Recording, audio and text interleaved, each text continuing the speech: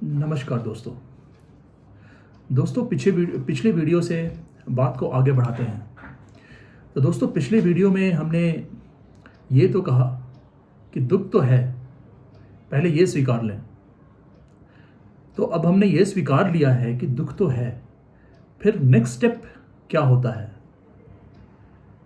Next step होता है दुख से छुटकारा कैसे पाएं।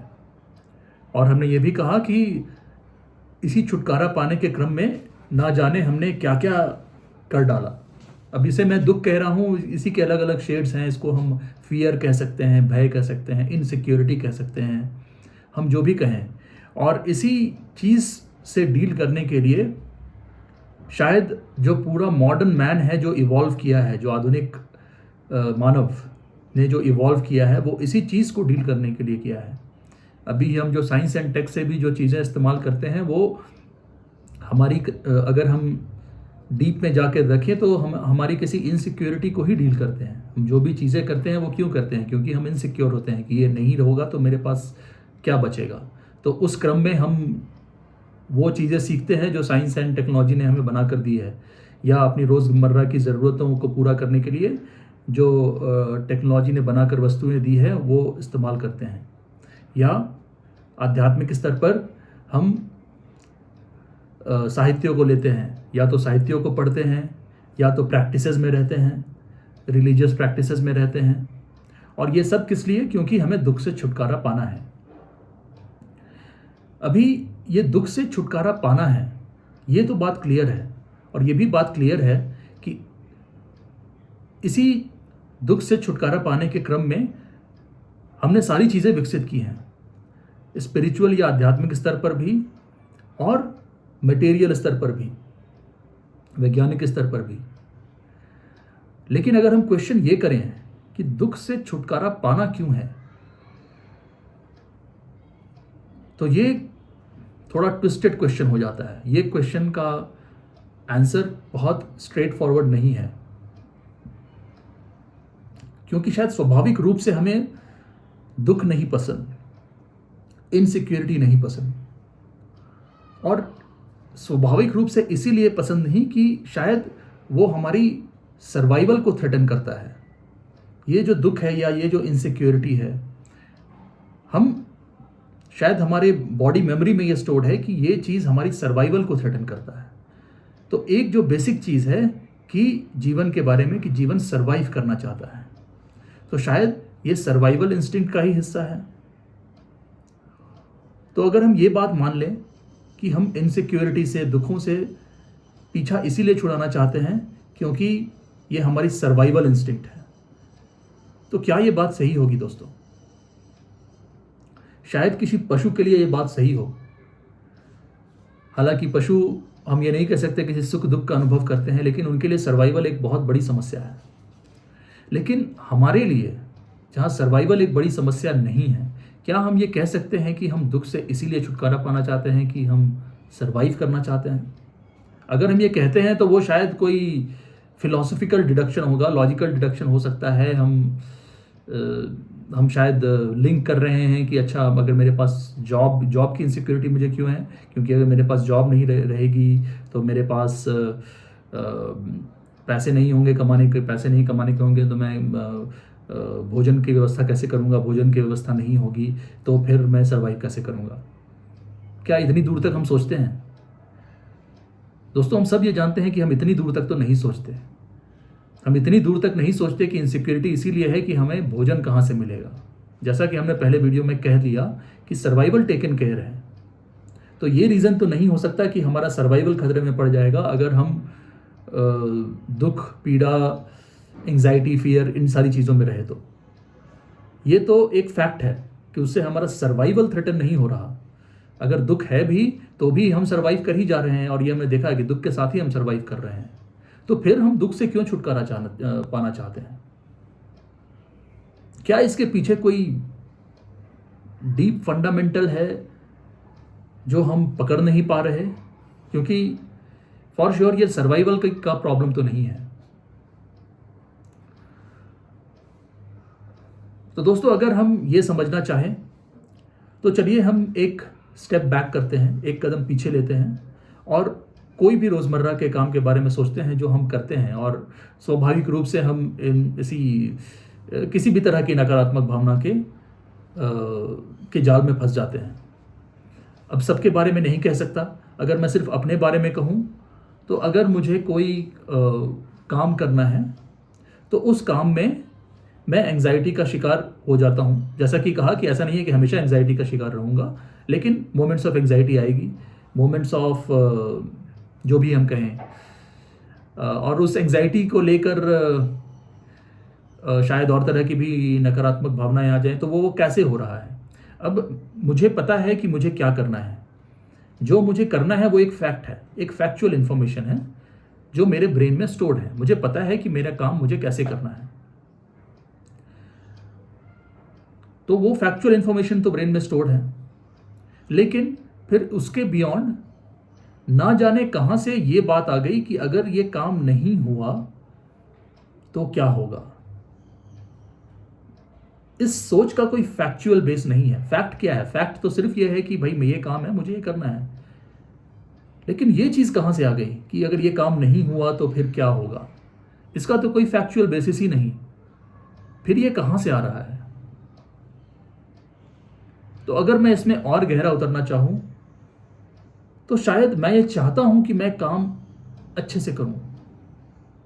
मैं क्यों चाहता हूं कि मैं काम अच्छे से करूं और काम में गड़बड़ ना हो? क्योंकि शायद और लोग मेरी तारीफ करें, मेरी प्रशंसा करें, उससे मुझे अच्छा लगेगा। तो ये एक वैलिड रीजन मुझे दिखता है कि मैं वो काम इसीलिए अच्छे से करना चाहता हूं कि मुझे एक वैलिडेशन मिलेगा।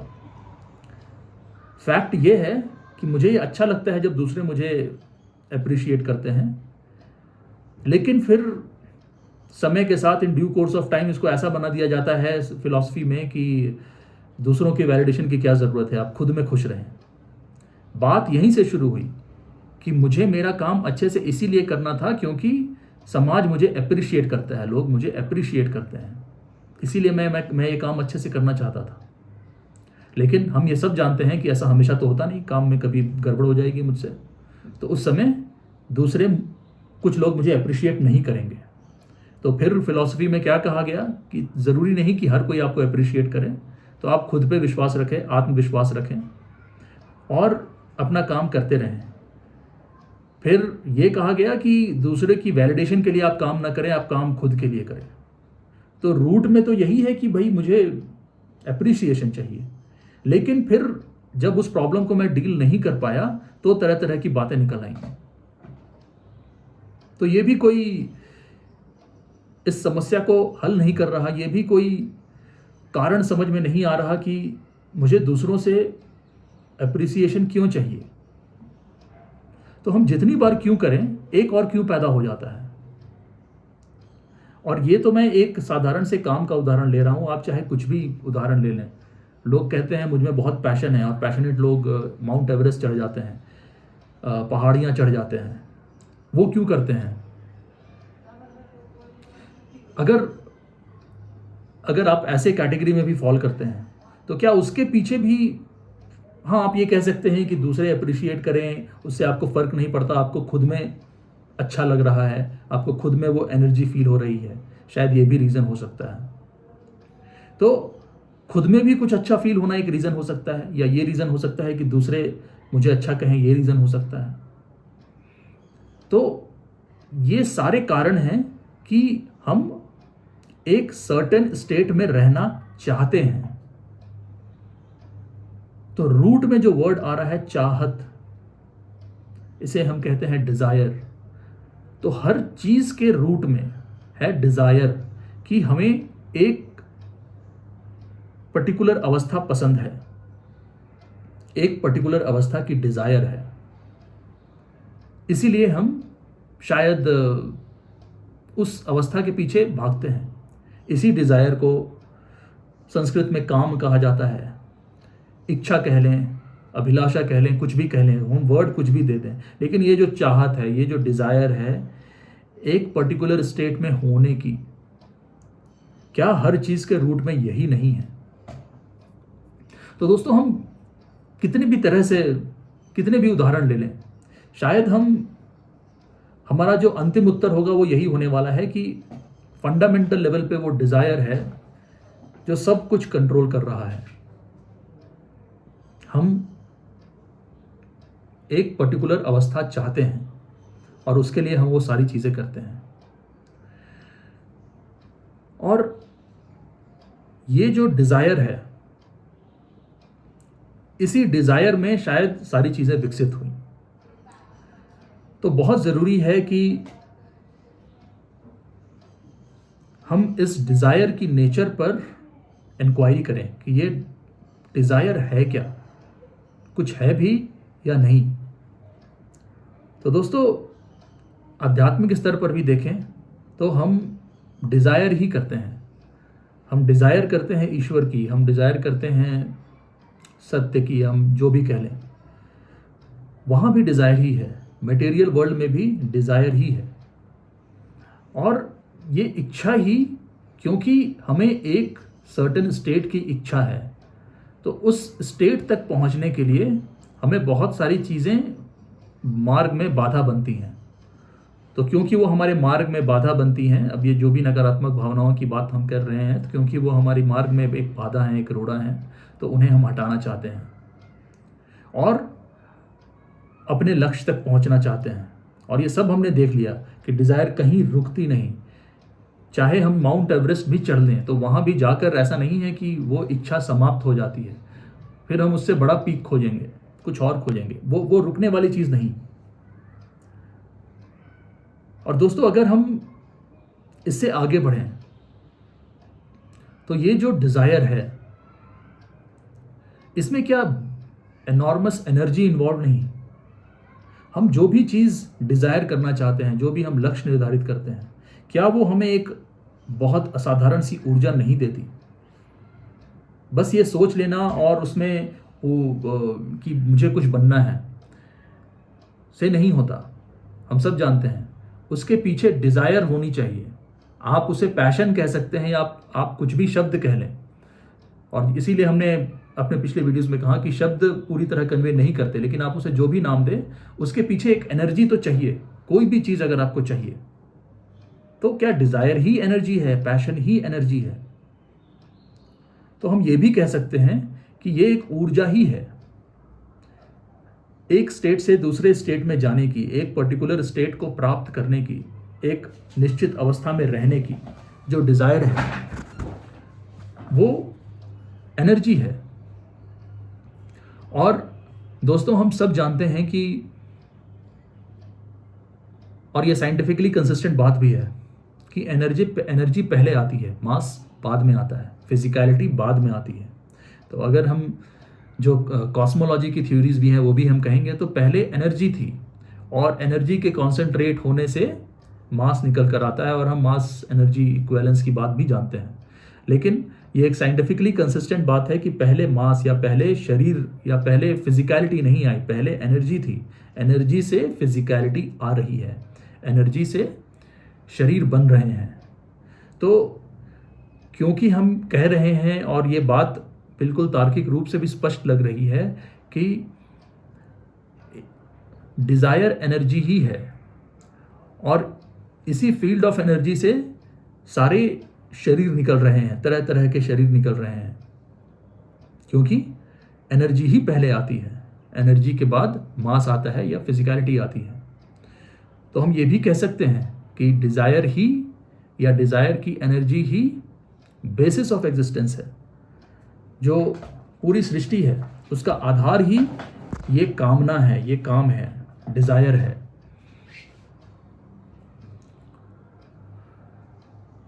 और इसी चीज़ को हम कॉन्शियसनेस भी कह देते हैं या चेतना। हम जब भी चेतना या कॉन्शियसनेस की बात करते हैं तो वो क्या है? हम तो मानवीय चेतना की ही बात करते हैं। और मानवीय चेतना इन्हीं चीज़ों से तो बनी है कि हमें एक अवस्था प्राप्त करनी है, हमें ईश्वर को प्राप्त करना है, या हमें मटेरियली बहुत सक्सेस अचीव करनी है। ये सारी चीज़ों के पीछे जो एनर्जी है, जो डिज़ायर है, वही तो मानवीय चेतना का निर्माण कर रही है, वही तो कॉन्शियसनेस है। तो और उसी कॉन्शियसनेस में ये डिज़ायर की एनर्जी है। तो हम कॉन्शियसनेस कहें, डिज़ायर कहें, एनर्जी कहें, बात एक ही है।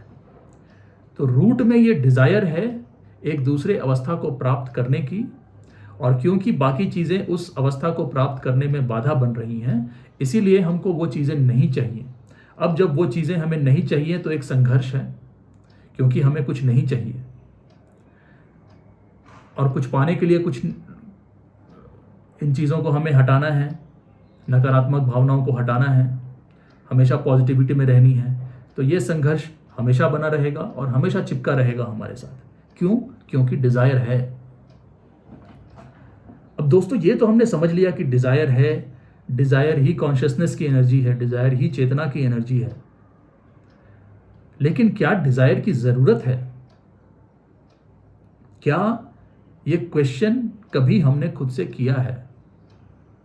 क्या बदल जाएगा अगर मैं सिर्फ फैक्चुअल बेसिस पे काम कर लूँगा? अगर मुझे पर्वत देखकर अच्छी अनुभूति हो रही है, मुझे अच्छी अनुभूति हुई, या मुझे जो भी है, मैं अच्छी अनुभूति एक शब्द प्रयोग कर रहा हूँ, लेकिन शायद कुछ हुआ जिसकी वजह से मैं पर्वत पर चढ़ पड़ा, तो इसमें डिज़ायर की क्या ज़रूरत है?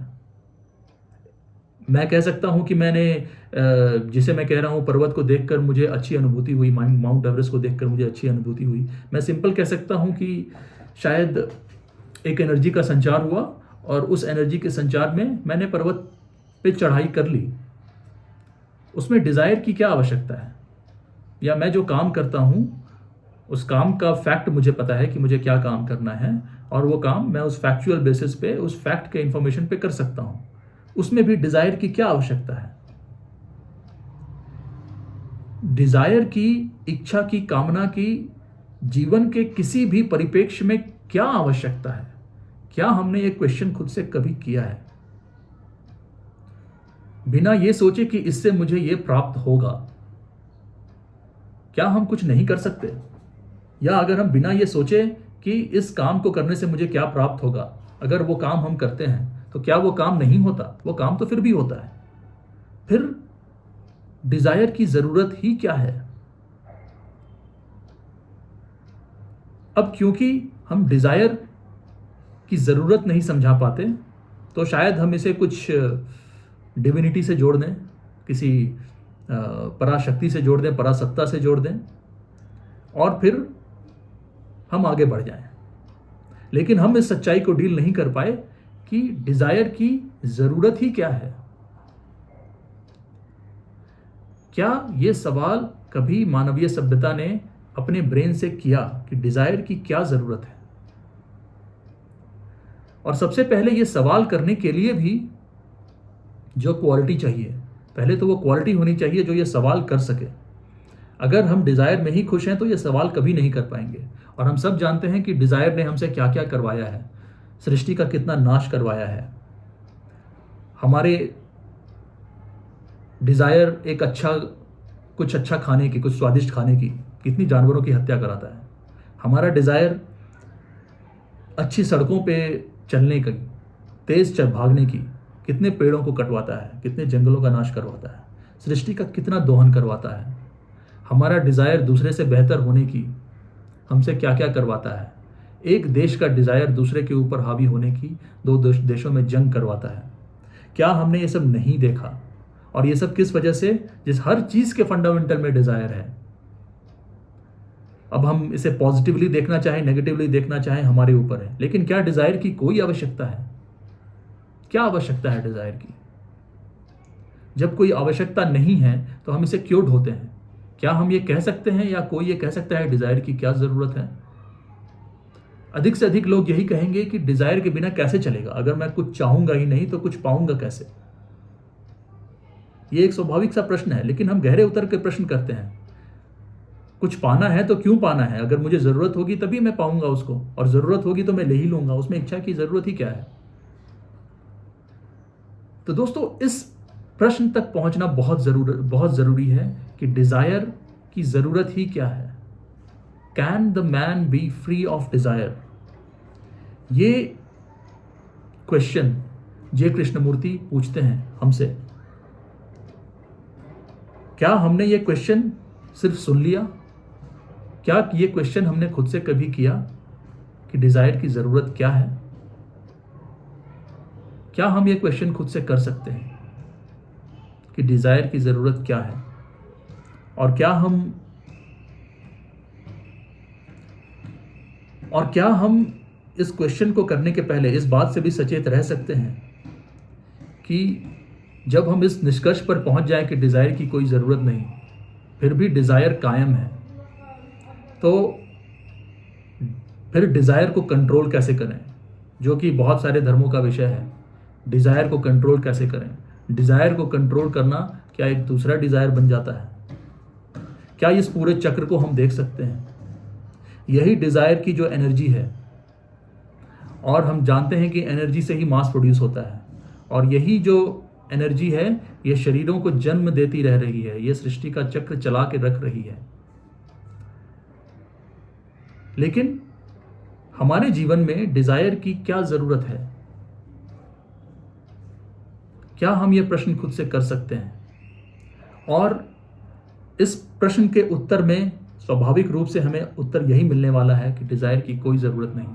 अगर हम ये कहते हैं कि अगर डिजायर नहीं होगी तो हम काम ही कैसे करेंगे, तो ये सवाल ही बेमाना है, क्योंकि काम को करने के लिए आपको बस फैक्चुअल इंफॉर्मेशन चाहिए, आपको उसके पीछे डिजायर नहीं चाहिए।